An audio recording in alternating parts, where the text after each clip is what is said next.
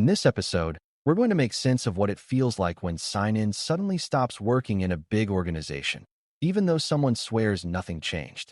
Identity and Access Management, IAM, sits in the middle of almost everything people do, so when it fails, it can look like the whole world is broken at once.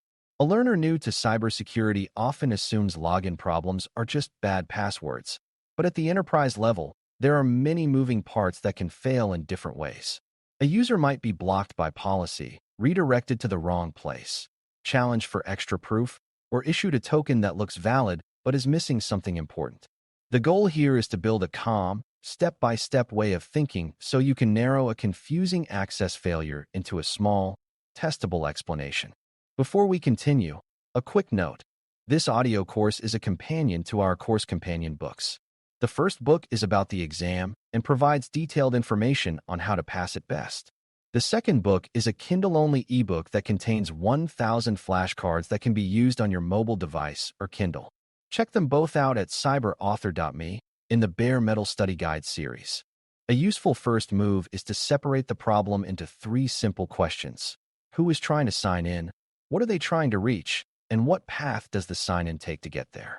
Who includes the person's account, their groups or roles, and whether the account is active, locked, or restricted. What includes the specific application or service, what kind of access it expects, and whether it lives inside the organization, in the cloud, or with a partner. The path is the chain of redirects and decisions that happens during sign-in, including any identity platform, any external partner, and any additional checks like device status or location. When you keep those 3 questions in mind, you stop guessing and start tracing. That mindset matters because enterprise sign-in often fails for reasons that have nothing to do with user behavior, even when the error message makes it sound like the user did something wrong. The next key idea is that sign-in is usually not a single event, but a sequence of evaluations that can stop at multiple points. There is typically an initial authentication step where the user proves they are who they say they are, and then there is an authorization step where the system decides what that user is allowed to do. In many environments, policy is evaluated continuously, not just once, so a session that worked yesterday might fail today if the context changes. Context can include the device being used, the network location, the risk level assigned to the login attempt, or whether the application requires a stronger method. A beginner-friendly way to think about this is like entering a building with multiple checkpoints. The front door, the elevator, and the office suite can each have different rules. Troubleshooting becomes much easier when you ask which checkpoint said no, rather than treating the whole building as one door. Conditional access is one of the most common reasons enterprise IAM looks broken because it is designed to block access when the situation does not meet policy. Conditional access isn't just a yes or no rule. It often blends conditions like location, device compliance, sign-in risk, user group, and application sensitivity. That means a user can say, I can log into email, but not the finance app. And both statements can be true without any contradiction. In troubleshooting terms, you want to identify which condition triggered the block because fixing the wrong thing wastes time. Sometimes the condition is obvious, like requiring a compliant managed device, and the user is on a personal laptop. Other times it is subtle, like a location rule that treats a new network as risky. The important learning point is that conditional access failures are often policy successes, but they still need to be understood and communicated clearly. A practical way to reason about conditional access is to picture it as a decision engine that needs accurate inputs to make fair decisions. If the system does not know the real device status, it may assume the device is untrusted and require stronger proof or block access entirely. If the system does not recognize the network, it may categorize the login as risky. If the user's group membership is out of date, the user could unexpectedly fall into a stricter policy. These aren't bugs in the usual sense. They are mismatches between what the policy expects and what the environment is actually presenting. When troubleshooting, you want to compare what the user thinks is true with what the policy engine is seeing as true.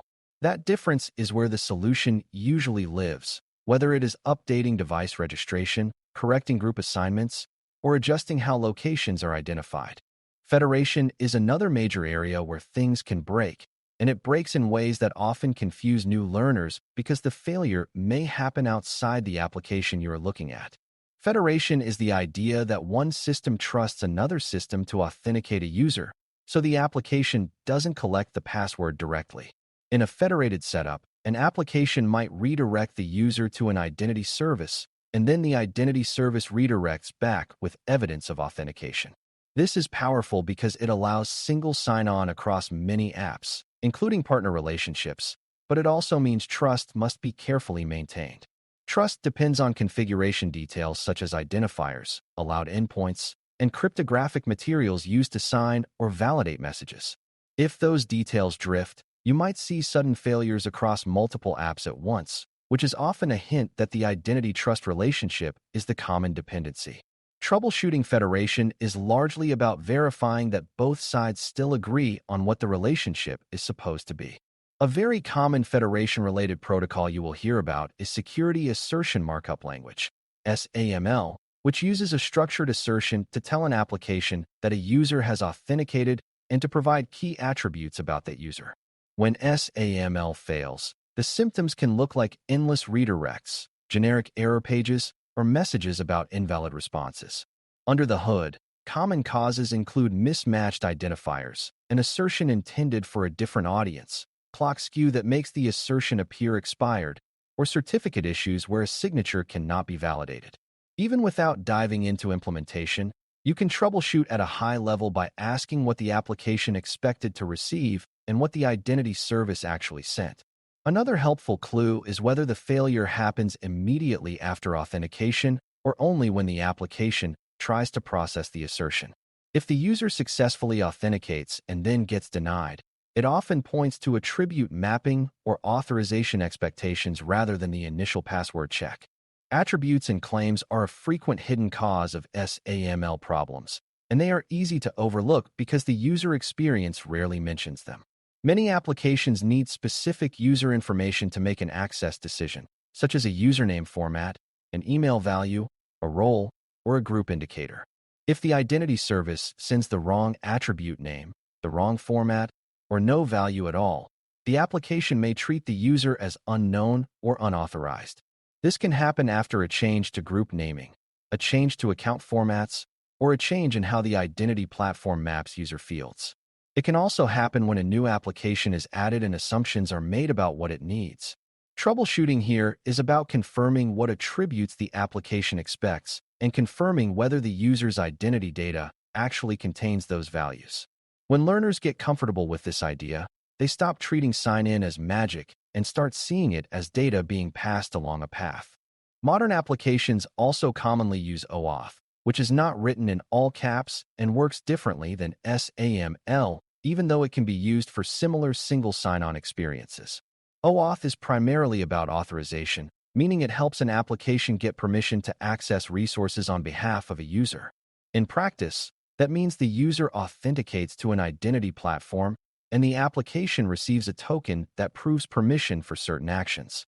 OAuth-related failures can look like consent errors, invalid redirect problems, or tokens that are rejected by a resource server. At a high level, you troubleshoot by confirming the registered redirect destination, confirming that the requested permissions match what the application is allowed to ask for, and confirming that the token is intended for the correct resource. A simple mental model is that a token is like a stamped ticket for a specific ride. If you present it at the wrong gate, it may be perfectly valid but still refused. Keeping that model in mind prevents a lot of confusion. One of the most common OAuth troubleshooting moments involves redirect mismatch, which happens when the identity platform expects the application to return to a specific registered location, but the application returns to a slightly different one. This can occur due to typing differences, environment differences between testing and production, or changes in domain names. Even without touching configuration, you can reason about it. If the sign-in flow appears to work until the final handoff and then fails abruptly, the handoff destination is a suspect. Another common failure is scope or permission mismatch, where the application requests more access than it is allowed to request, or the identity platform requires approval that hasn't been granted. In these cases, the login may be fine, but the permission decision blocks progress. Troubleshooting becomes a matter of identifying whether the user is blocked because they are unauthorized or because the application itself is not authorized to act on the user's behalf in the way it is trying to. That distinction is essential in enterprise environments. Multi-factor authentication, MFA, adds another decision point that can fail for both technical and human reasons, and it is frequently involved in conditional access outcomes. With MFA, the system asks for an additional proof beyond a password, such as a code, a prompt, or a hardware-backed action. Failures can happen because the user cannot access the second factor, because the second factor is out of sync, or because the identity system decides the risk is too high and demands a stronger method than the user has enrolled. A beginner-friendly way to see MFA troubleshooting is to think about enrollment, challenge, and verification as separate stages. Enrollment problems happen when the user never set up the factor correctly or the enrollment record is incomplete. Challenge problems happen when the prompt never arrives too late, or is sent to the wrong place. Verification problems happen when the proof is provided but the system rejects it due to timing, policy, or mismatched expectations.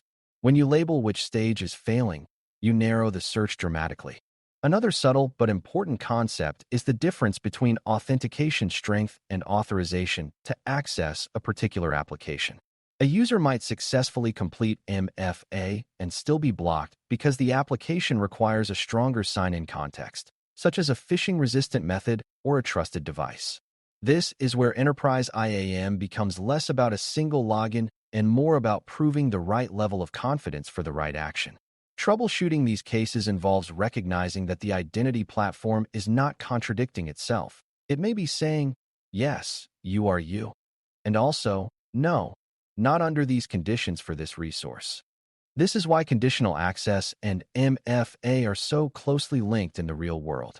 If a policy says a high-risk login attempt must use a specific method and the user only has a weaker method, the user will experience it as failure even though the system is doing what it was designed to do.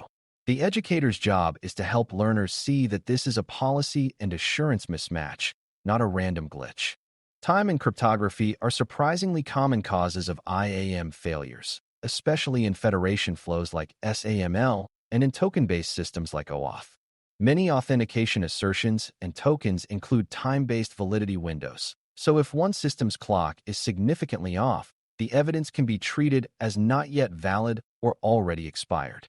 Certificates and keys also matter because they are used to sign and validate messages, and when a certificate rotates or expires, trust can break. Beginners sometimes imagine these as rare edge cases, but in enterprise settings, certificates do expire on predictable schedules, and rotation is a normal operational activity. Troubleshooting here is about correlating the timing of the failure with known changes, such as scheduled certificate updates or maintenance windows. It is also about recognizing patterns. If many users suddenly fail across many apps at the same time, a shared trust component like signing material is a strong suspect. Safe troubleshooting avoids blaming users when the root cause is actually a time or trust foundation problem. To pull everything together, the most reliable troubleshooting approach is to trace the sign-in journey and identify where the decision changes from allowed to denied. You start with the user account and basic status. Then you look at policy factors like conditional access conditions. Then you examine whether federation is involved. And then you consider the protocol details like SAML assertions or OAuth tokens. You also keep MFA in mind as both a user experience step and a policy requirement that can differ by application and risk level. At each step, you ask what evidence would prove or disprove the theory you're considering, because guessing is how troubleshooting turns into stress. A calm, evidence-driven approach keeps you from making things worse, like relaxing policies broadly just to make one case work. When learners practice this way of thinking, enterprise IAM stops feeling like a mysterious black box and starts feeling like a chain of understandable checks. That is the real skill behind troubleshooting, not memorizing errors, but building a mental map of the system's decision points. Thanks for listening. For more audio courses, daily newsletters, and more, please visit baremetalcyber.com.